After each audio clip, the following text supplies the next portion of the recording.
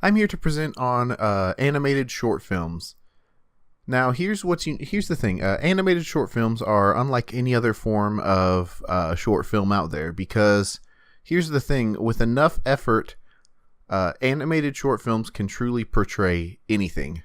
I mean, with live action short films or just other mediums that you can use, you have a limit. You have only what your actors are capable of acting, only what your camera is capable of filming. But with animated short films, you can do literally anything. Now, there are two animators in particular that I'd like to look at today to show a philosophy that I think drives some of the best animated short films. One of whom you might not consider when thinking about animated short films, despite him being one of the greatest animation directors of all time. That is Chuck Jones and Pixar, who have very similar philosophies when it comes to making animated short films. Now, Chuck Jones, you may recognize from Looney Tunes. That's what he's most famous for. He is responsible for almost every great Looney Tunes short ever. And we don't often think of Looney Tunes as animated shorts, but that's what they were. I mean, they used to play on theaters in the big screen during the movies. And with Chuck Jones animated shorts, you can see, because he worked at it for so long. I mean, he did it from the 1930s all the way until the 60s. You can see the evolution of his art and how he got better and better as he went on. Specifically, he liked to embrace limitations, because the issue is with animated short films, like I said, you can do anything.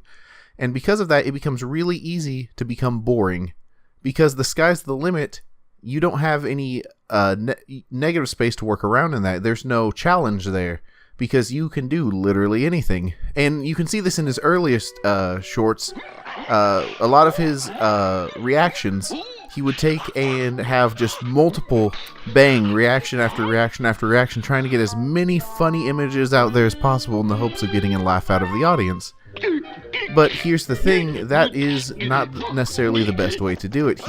He later understood this, and he would purposefully limit himself more and more as time went on. He would try to use in one frame the same amount of humor that he used to take 50 frames for. And he would try to narrow it down to just individual elements that would take and just make people laugh as minimalistically as possible to make every single frame count.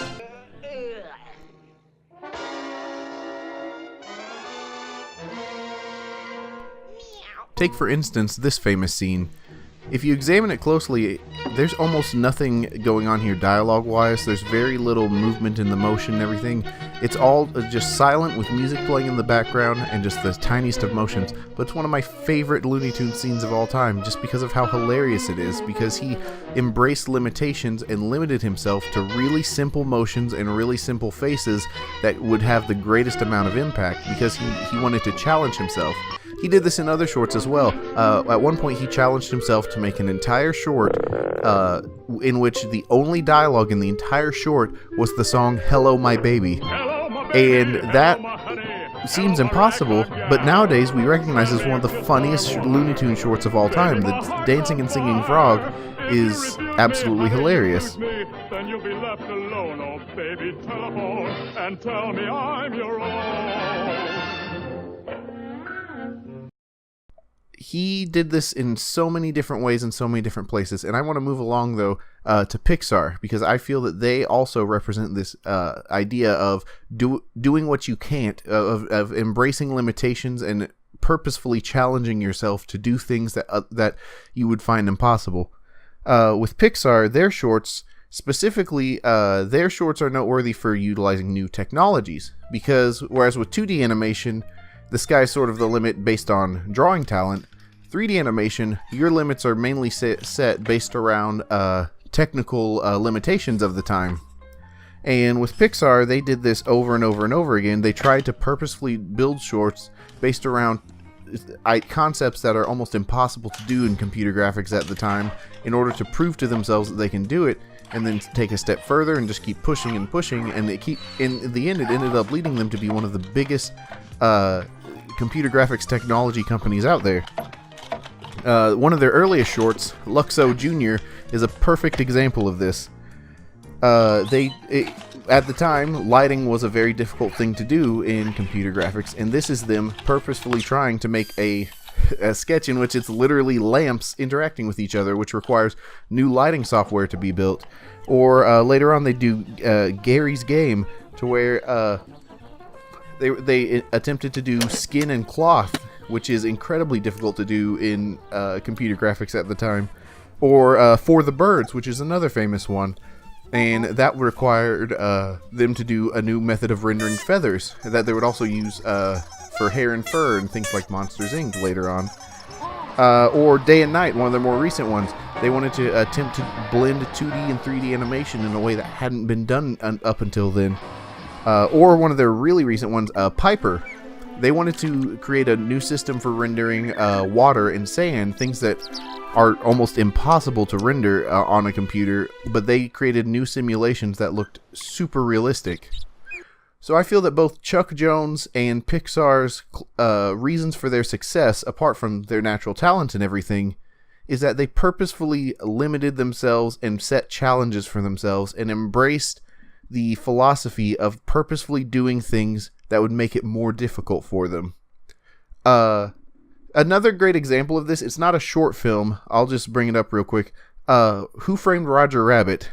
They were excellent at this because they purposefully were doing something that had never been done before in such a good way, blending 2D animation and live action in an incredibly invigorating, realistic way.